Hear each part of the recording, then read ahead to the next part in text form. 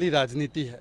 उनके परिवार ने धर्म के आधार पर बांटा, भाषा के आधार पर बांटा और अब जातियों के आधार पर बांटने की जो राजनीति राहुल गांधी कर रहे हैं उसको सबसे निचले स्तर पर ले जाते हुए अब वो मिस इंडिया में भी एससी, एसटी, ओबीसी माइनॉरिटी खोज रहे हैं।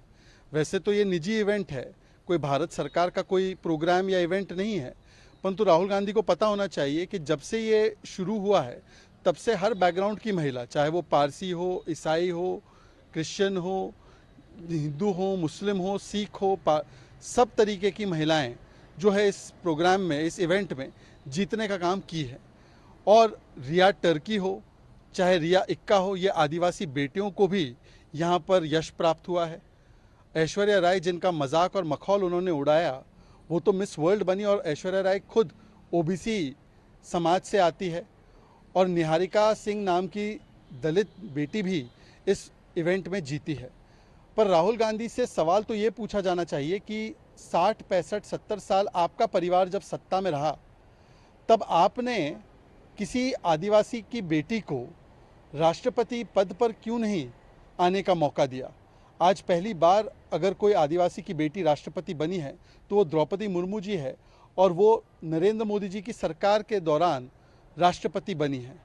सवाल ये बनता है कि जब राहुल गांधी, जिनके अंदर इमरजेंसी का डीएनए है, जिसके परिवार ने संविधान को कुचल कर इमरजेंसी लागू की थी, जिसके अंदर इंडिया इज इंदिरा कहने वाला डीएनए है, मतलब कि अपने आप को भारत से ऊपर समझने का नवाबशाही बादशाही डीएनए है, आज जब वो संविधान लेकर इधर उधर भाग रहे हैं तो ये तो ऐसे हो गया कि 100 चूहे खाकर बिल्ली हज को चली।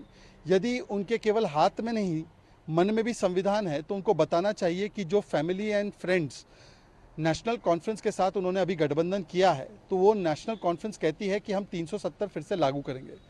370 फिर से लागू करना मतलब देश में 2 संविधान होना, मतलब जम्मू कश्मीर में भारत का संविधान लागू न होना, मतलब कि जो वहाँ के वाल्मीकि समाज, एससी, एसटी, ओबीसी समाज के लोग हैं उनको आरक्षण का अधिकार न मिलना।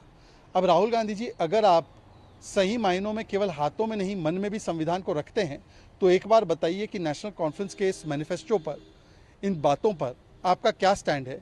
क्या आप इसका खंडन करते हैं या आप एक देश में 2 विधान, 2 संविधान, 2 निशान और 2 प्रधान चाहते हैं? Rahul Gandhi has now gone into even the caste profiling and religious profiling of Miss India events after caste profiling who was serving and having halwa. And this shows that Rahul Gandhi is not just a non-serious politician. Many people refer to him as Bal Buddhi, but he is also a dishonest person. The fact of the matter is that Miss India events are not Government of India events, they are private events.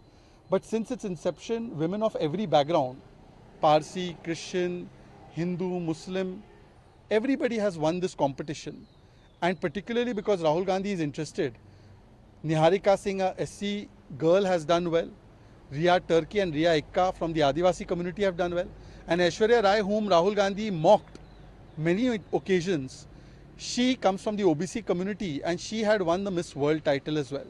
So perhaps Rahul Gandhi should get his facts right, but his intention is not to actually do benefit of society. He only wants to divide society. And today when Rahul Gandhi speaks about Samvidhan, it is like the devil preaching scriptures. If Rahul Gandhi truly believes in Samvidhan, because we know that his veins has the DNA of emergency, we know that his veins have, the Congress's veins have the DNA of those who said India is Indira and Indira is India, keeping themselves above India. If he truly believes in the Samvidhan, he must tell us that when National Conference, the alliance that he has had recently, Jammu Kashmir, talks about reimposition of Article 370, that means that the Indian Constitution will not apply in Jammu Kashmir. Is he for it or is he against it? It means that the reservation and other benefits that have reached the Valmiki Samaj in Jammu Kashmir for the first time will not be given to them. Is he for the rights of Dalits or is he against it? He must tell us whether he stands with Article 370 as National Conference does or whether he stands with the Constitution of Baba Saheb Ambedkar.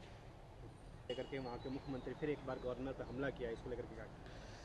देखिए, ये दुर्भाग्यपूर्ण है कि अपना इस्तीफा देने के बदले, जवाबदेही देने के बदले और निष्पक्ष जांच होने देने के बदले लगातार कांग्रेस पार्टी कह रही है कि करूंगी मैं भ्रष्टाचार, चिल्लाऊंगी अत्याचार, एससी समाज से आने वाले गवर्नर पर करूंगी वार और खेलूंगी विक्टिम कार्ड। ये 5,000 करोड़ का घोटाला, मुड़ा स्कैम घोटाला किया गया। परिवारजनों को, अपने दोस्तों को प्राइम प्रॉपर्टी दे दी गई जो SC ST OBC समाज की थी। उसके अलावा वाल्मीकि घोटाला हो, चावल घोटाला हो, ट्रांसफर पोस्टिंग घोटाला हो, ऐसे अनेकों घोटाले करने का काम कर्नाटका की सरकार ने किया है। और जब एक गवर्नर उस पर कार्रवाई के लिए संवैधानिक तौर से, कानूनी तौर से उस पर इजाज़त देते हैं, तो कभी कांग्रेस पार्टी के नेता इवान डिसूजा उनको मारने की और बांग्लादेश स्टाइल परिणाम करने की धमकी देते हैं। कभी तो हम देखते हैं कि उनको नालायक कहने का काम कृष्ण बायरे गौड़ा करते हैं।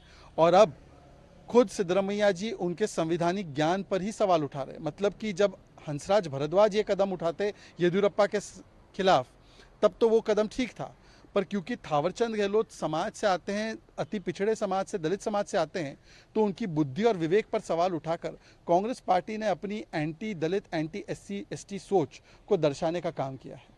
Karnataka sanction unconstitutional on Mudda scam. Congress party has made it as habit that they will do संविधान का अपमान, SC ST समाज का अपमान, टू सेव भ्रष्टाचार की दुकान। And when ever there is any action, they will start shouting from the rooftops that this is atyachar. The question is that this is a 5,000 crore scam in which the lands of SC ST OBC Samaj have been looted. Privately they have benefited the family and friends of Siddaramaiah ji. This is not the only scam in Karnataka. We have seen Valmiki scam, rice scam, transfer posting scam, many scams taking place. Instead of accountability and taking resignation of Congress, of the Chief Minister, so that a fair probe can be initiated, they are attacking the governor. Sometimes Ivan D'Souza, the Congress leader, says that Bangladesh-style repercussions will happen to him. Sometimes it is said that he is nalayak by Krishna Baire Gowda. And now Mr. Siddaramaiah is challenging his intellectual abilities. He is challenging his constitutional knowledge. When Mr. Hansraj Bharadwaj had taken the similar decision for Yediyurappa ji, at that time the same Congress people were saying it is a correct move. And today they are criticizing it and they are attacking the governor. It only shows their anti-SC ST OBC mindset. राजनीति है, उनके परिवार ने धर्म के आधार पर बांटा, भाषा के आधार पर बांटा, और अब जातियों के आधार पर बांटने की जो राजनीति राहुल गांधी कर रहे हैं, उसको सबसे निचले स्तर पर ले जाते हुए अब वो मिस इंडिया में भी SC ST OBC माइनॉरिटी खोज रहे हैं।